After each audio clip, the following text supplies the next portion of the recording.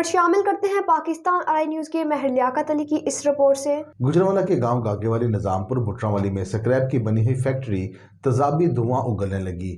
نظام پور گاگےوالی میں جانور مرنا شروع ہو گئے، جس کی وجہ زہریلا دھواں ہے جو جانوروں کے چارے پر گرتا ہے اور چارہ زہر آلود ہو جاتا ہے اور چارہ کھانے سے جانور بیمار اور مر رہے ہیں، جبکہ انسانوں میں خارش، پھنسی، پھوڑے اور سانس کی بیماریاں پھیل چکی ہیں۔